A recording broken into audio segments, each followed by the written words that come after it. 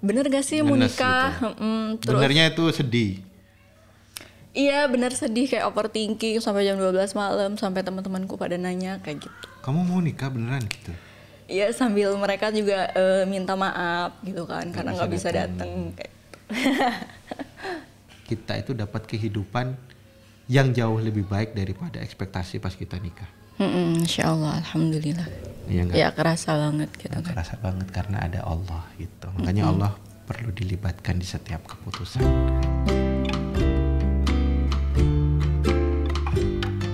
Assalamualaikum warahmatullahi wabarakatuh. Assalamualaikum warahmatullahi wabarakatuh. Alhamdulillah saya kali ini ditemenin sama ibu-ibu, 2 anak. Gimana, apa kabar Bu? Apa sih? Ya alhamdulillah teman-teman sehat.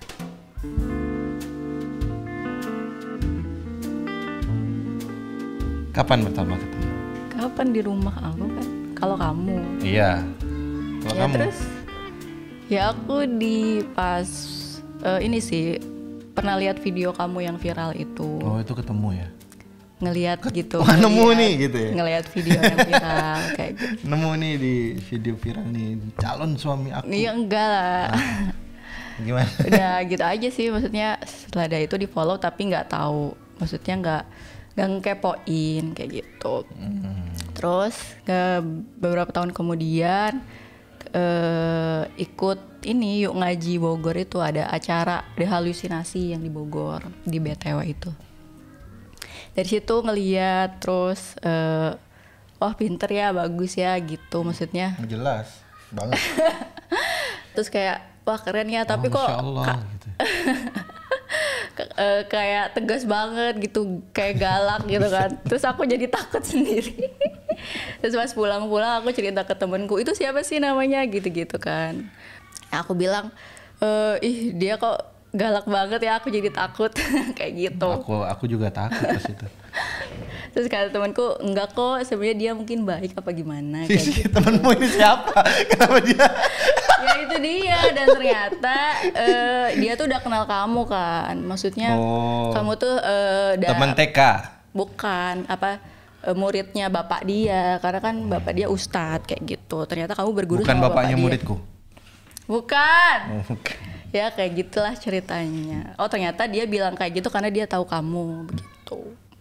Udah setelah itu baik kok sebenarnya gitu. katanya sih gitu ya. Menurutku sih baik. Ya gitulah, terus berlewat. Terus karena aku punya target nikah tuh 21 waktu itu. Umur 21. Umur 21. Oh sama berarti kita ya. Ya Umur enggak lah. 21. Loh iya kan? Kan target. Emang kamu target nikahnya umur 21? Loh, target kan gak harus sesuai kenyataan. Masih dasar. Ya setelah itu ya udah aku buat CV, terus karena aku ngelihat temanku ini dia lingkungannya bagus, bapaknya ustadz, jadi aku nitip CV ke dia kayak gitu. Terus ternyata bapaknya malah menghubungin aku langsung, terus dia bilang ada CV nih dari Ustadz Ridwan Khalid kayak gitu. Luar biasa. Dan aku nggak tahu. Iya, itu muridku sebenarnya. Enggak lah. Iya, nggak ada. Gitulah. Cuman agak-agak takut juga sebenarnya kayak gitu. Jadi bapak itu ya. Bapak itu musrifku di Jogja dulu. Nah, sempat. Terus dia ngasih tahu ini ada CV Pak Ustadz ya sih.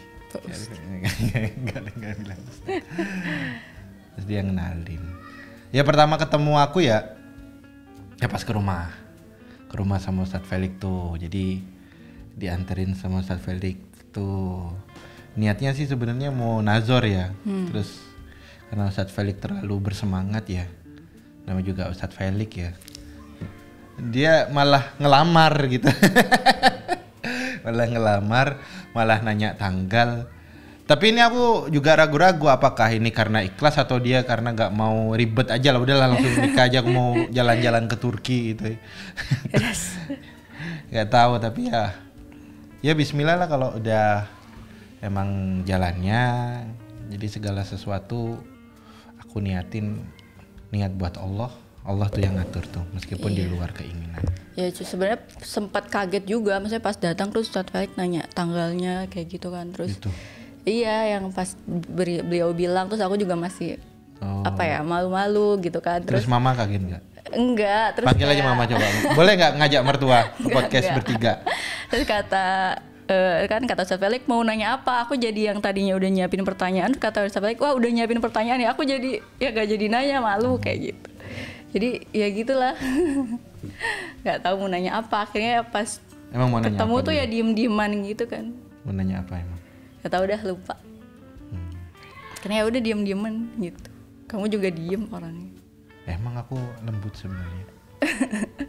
Jadi aku juga bingung mau nanya apa kayak gitu. Ya udahlah, akhirnya berlalu sebentar doang, itu ketemunya juga kan di rumah. Sebentar ini. Sholat asar dulu, terus baru ngobrol makan. Nyampainya jam berapa ya? Jam 11 Pak ya?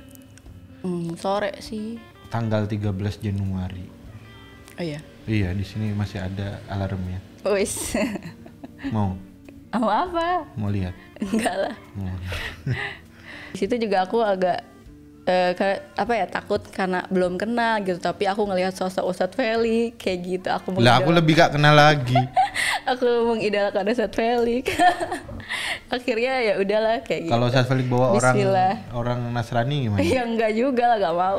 Karena aku ngelihat dari lingkungannya kayak gitu, lingkungannya tuh beliau kayak gimana, kamu tuh lingkungannya kayak gimana, kayak gitu.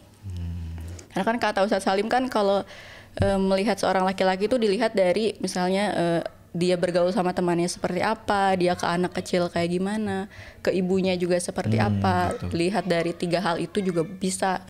Justru yang paling berkesan menjelang pernikahan ya, karena itu singkat, terus banyak yang mesti dijalanin.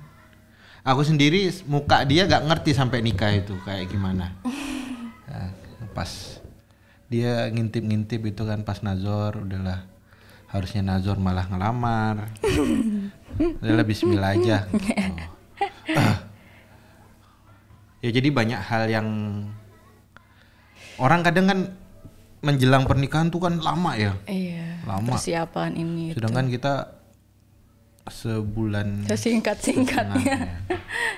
Bahkan pertama ya lumayan shock, mungkin keluarga di Bogor shock ya. Iya. Pas awal datang yuk kita langsung ngomongin tanggal, dan mama mungkin shock juga ya.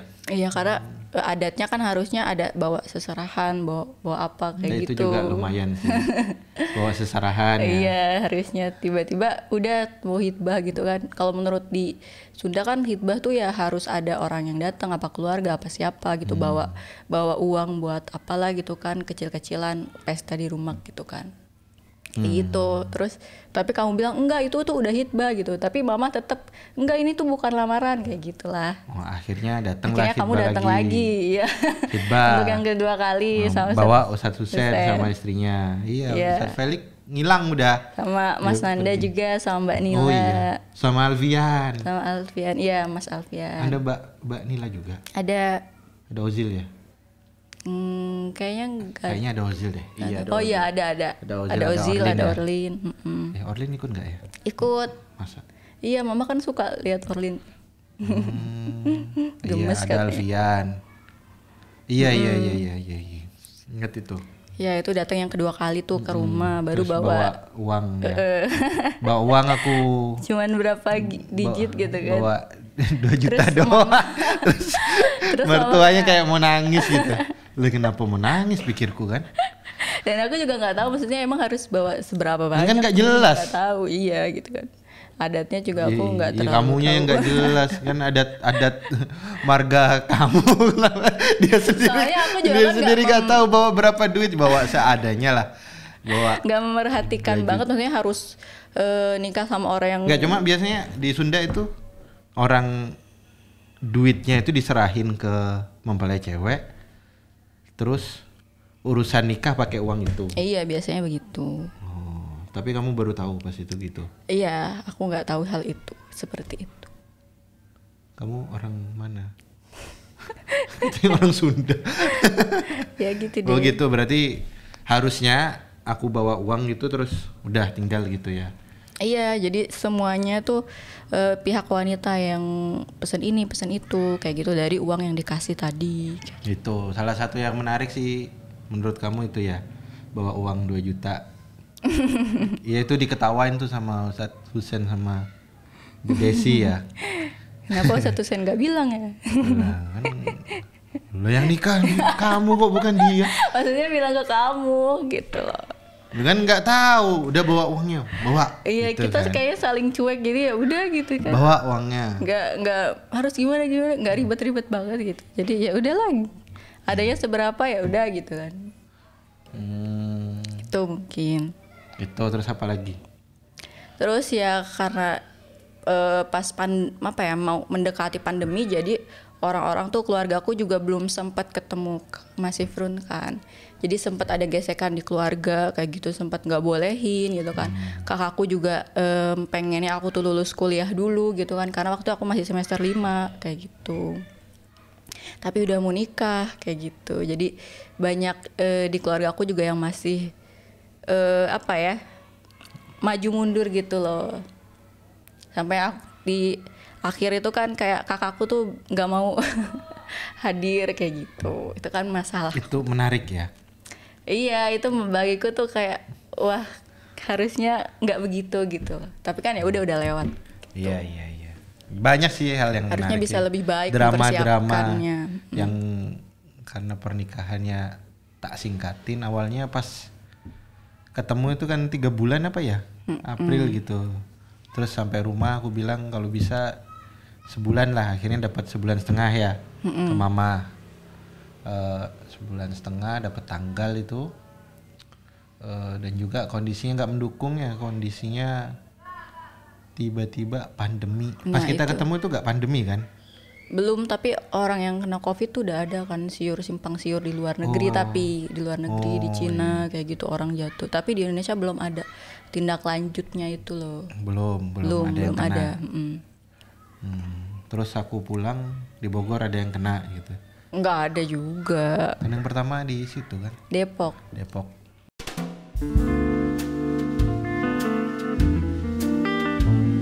Ya jadi di hari H pernikahan itu nggak, malam sebelum hari H tuh aku kayak overthinking gitu loh, kayak beneran nih mau nikah kayak gitu, masih nggak percaya. Soalnya kayak kok momennya kayak gini banget ya, kayak gitu loh. Nangis. Minum. Habisnya kayak gini. Ya jadi pernikahan yang lumayan berat lah intinya.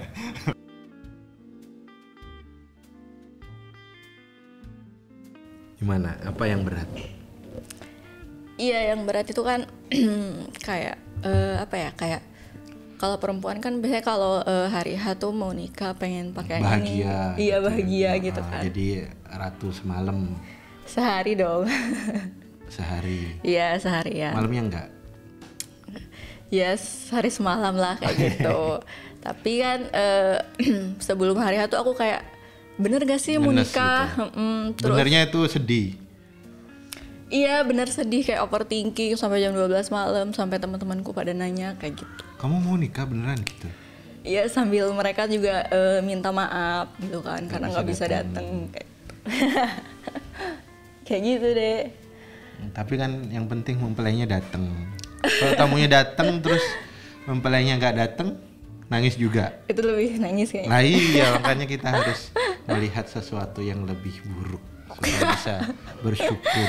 Iya gitu deh. Apalagi pas hari H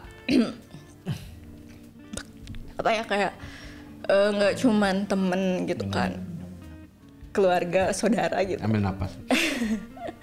napas dulu. Ya pada nggak datang kayak gitu, nggak cuman temen gitu kan, tapi keluarga dekat pun itu. Loh, yang ngejodohin aja gak dateng kok. Yang ngejodohin, ngelamarin, rumahnya deket gitu.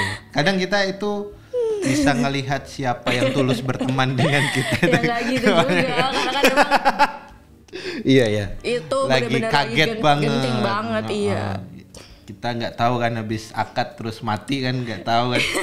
Kebayang nggak bakal mati habis gara-gara akad? Ya nggak gitu juga sih. Aku nggak kebayang. nyampe gitu. Tapi aku makasih banget sih sama apa ya, waktu itu panitia Yung Ngaji Bogor kan tuh. Iya. Ya Masya Allah kan mereka masih tetap mau pada dateng kayak gitu kan sebelum hari H, beberapa Hamin berapa mereka siap-siap Anti kayak Covid gitu. lah, panitia anti Ya Covid. Masya Allah barakallah banget gitu kan buat teman-teman Yung Ngaji Bogor waktu itu yang jadi panitia gitu kan, keluarga kita Ada aja yang nggak dapat pada jodoh dateng. loh gara-gara jadi panitia kita. Oh, Masya Allah ya, berkah berarti. Keluarga kita aja nggak dateng gitu kan, teman kita pun nggak dateng gitu kan, tapi mereka gitu kan karena udah dapat amanah terus pada datang itu kayak oh Masya Allah gitu kan. Allah masih kasih pertolongan kayak gitu. Kalau coba kamu nikah sama orang lain beneran sepi itu. Iya kayak gitu. Terus juga lucunya pas hari H itu kan karena makanan kita banyak ya, ada 300-an bungkus makanan gitu kan, karena waktu nggak pakai prasmanan jadi dibungkusin gitu. Bungkus. Dan sampai panitianya kan bingung Karena nggak ada gini loh, orang mungkin gitu. yang perlu jadi cerita. Orang mikirnya gini, Bi. Enak ya nikah pas pandemi. Ya kalau udah tahu gitu Lebih kan. potong ini apa lebih hemat. Iya itu Nah, kan. kita ini transisi dari tidak pandemi ke pandemi. Jadi orang benar-benar nggak sama Jadi sekali nggak shock pada siap. ya, lockdown baru 3 hari apa 2 hari gitu. Lockdown, ada berita yang ngadain acara bisa ditangkap polisi gitu. Iya ya kayak kan? gitu, nggak boleh berkerumun kayak itu sudah Jadi ada surat. kita udah keluar duit nggak bisa ditarik, bukan malah hemat, Iya, nggak karena- balik modal. Iya gitu udah apa ya, nggak lebih dari seminggu lah pokoknya. 3 harian. Iya 3 harian kayak gitu, jadi benar-benar nggak bisa ditarik Jadi, lagi uang gedung. Orang gitu catering kita minta tarik, terus orangnya bilang udah dibeliin bahan, Iya, dan dia soalnya juga udah butuh beli bahan duit ya. ya Iya, kan. kita juga tahu lah ya. Dia lagi maksudnya. hancur juga semua bisnis tenda. Semuanya lah, kita juga ya nggak bisa Akhirnya- nyalahin orang-orang, ya udah Nah, gimana ini nggak ada yang terima datang, aja. tapi Beberapa uangnya orang. kebuang, apa yang sudah kita kasih ya kebuang gitu aja. Gedung besar nggak ada yang datang kayak gitu, cuman berapa orang aja kayak gitu. Makanan, souvenir gitu kan, sampai souvenirnya tuh Itu masih ada itu? bertahun-tahun. Bertahun-tahun masih ada kayak gitu kan. Nah, yang lagi juga makanan tuh yang berapa ratusan itu akhirnya disumbangkan ke panti asuhan apa gimana gitu sama panitianya. Dan Ke ini pondok cewek atau pondok. apa? Iya. Dan aku sama Pondok sekali yatim kali, pondok yatim. nggak ngerasain rasa Bahagia. prasmanan itu. Nggak makan, nggak bisa makan. Iya, maksudnya semuanya tuh dikasihin ke ke pondok tadi kan, dan nggak disisain buat beberapa orang, itu juga lucu sih sebenarnya. Loh, kenapa nggak ngambil? Ya nggak sempat gitu kan, Lah, misalnya kenapa orang nggak sempat? udah buru-buru gitu loh, udah kikuk, ayo cepet gitu kan, udah semuanya harus cepat gitu kan, nggak boleh lama-lama gitu. Iya. Jadi boro-boro kepikiran kemakan kan, ini udah harus cepat nih selesai kayak gitu. Terus Itulah. mau diminta makanan Nggak usah. sama Yung Ngaji Terima Bogor. kasih. Tanggung Enggak jawab. lah, enggak. Nangis Aku nih. sudah bersyukur kalau dengan adanya panitia Yung Ngaji yang Masya Allah menjalankan amanahnya dengan baik seperti itu. Bahkan si Sebi itu sempet nggak mau nikah H-1 apa ya, H- berapa itu pas aku masih Oh iya aku cerita. ngisi di luar. Mm-mm. Itu H-3 atau H- berapa itu ya. Masih ngisi di Jogja Solo kalau nggak salah ya. Mm-mm. Terus bilang apa nggak mau nikah itu atau dimindurin aja. Terus aku nggak mau ya. Kamu tetap lanjut aja kayak Lanjut gitu. aja udah sejauh itu. Dan aku udah bilang sebelum nikah, mendekati hari H biasanya godaan makin banyak itu. Kan banyak itu ustadz-ustadz yang deket sama aku, Iya. nasihatnya sama. Nanti mendekati hari H setan itu makin gak rela, pasti akan godaan. Ya bener, mendekati H-3 Berapa kalau nggak salah ya, H-3 atau H-7 gitu ya. Nelpon minta mundur. Aku bilang gini ya, cowok ya, kadangkala kita mesti melunak, kadangkala kita mesti tegas. Itu dalam fungsi cowok dalam rumah tangga ya. Nah di posisi kayak gini ini nggak bisa lunak, udah cewek dilunain kayak gini makin kemana-mana itu.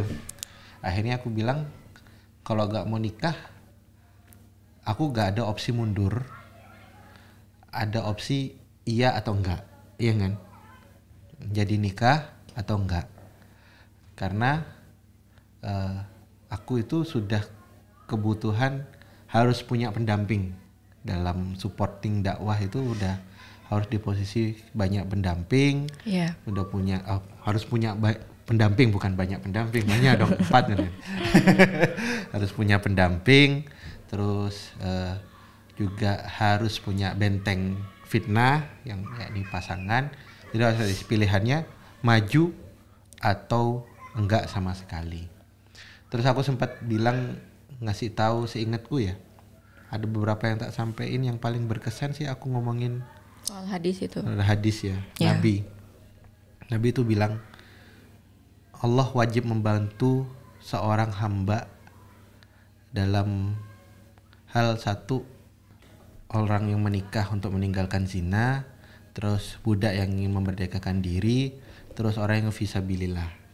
Paham ya? Allah wajib membantu kita ini 2 di antara 3. Gak mungkin Allah gak ngebantu. Walaupun ya secara logikaku juga gak ada jalan keluar. Oh iya, aku tuh lockdown pertama di Solo. Lockdown pertama, kita kan lockdown 3 ya, H+3 gitu ya. Lockdown H+3 itu lockdown pertama itu. Jadi aku sempat pulang naik pesawat, besoknya udah gak ada pesawat tuh. Oh iya, kata kamu tuh di sana udah kayak kota mati gitu, sepi banget bener. Gitu ya. Udah sepi, jalan sepi, bandara sepi. Naik kayak kapal pribadi itu, naik pesawatnya itu. Semuanya serba sepi. Aku nge-cancel kajian juga. Kajian sisanya itu aku cancel juga, soalnya lagi genting. Nah, itu tuh yang aku ingat tuh. Kita itu 3 di antara 2. Gimana nanti Allah ngebantunya nggak tahu. Pokoknya tapi dibantu aja, percaya aja, karena gitu Nabi bilang kayak gitu ya bismillah. Aku ngeyakinin Sebi, kalau kita sudah masuk 3 di antara 2 yang Allah wajib bantu, jangan sampai kita lepas dari 2 hal ini. Kalau kita mundur, bukan kita makin bagus, meskipun menurut logika kita ini kita lebih ringan, kita malah lebih hancur karena kita hilang koneksi dari 2 hal ini. Akhirnya bismillah, maju gitu ya. Dan aku percaya aja gitu ya. Oh iya deh gitu kan. Berarti gampang didoktrin gitu ya. Asalkan pakai ayat hadis gitu. Oh gitu. Ntar aku nyari hadis-hadis yang menguntungkan. Jangan gitu menguntungkan juga pribadi. Ya, tapi kan bener ya posisi kayak gitu. Insyaallah. Jadi buat harapannya sih buat teman-teman yang ngalamin fase-fase sulit kayak gitu, inget tuh hadis itu tuh.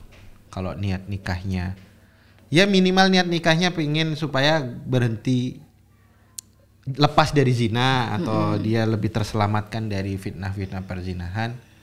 Ya bismillah, maju aja nikah. Nanti akan ada jalan keluar. Buktinya, ngerasain gak sih bahwasannya kita itu dapat kehidupan yang jauh lebih baik daripada ekspektasi pas kita nikah. Insyaallah, alhamdulillah. Ya kerasa banget gitu kan. Kerasa banget karena ada Allah gitu. Makanya Allah perlu dilibatkan di setiap keputusan, apalagi yang genting-genting. Iya, meskipun kerasanya tuh nggak langsung sebulan 2 bulan ya, tapi enggak, ya bingung juga. Bertahun-tahun. Percaya gak percaya. Bertahun-tahun gitu kan baru, oh ini ya hikmahnya kayak gitu mungkin ya.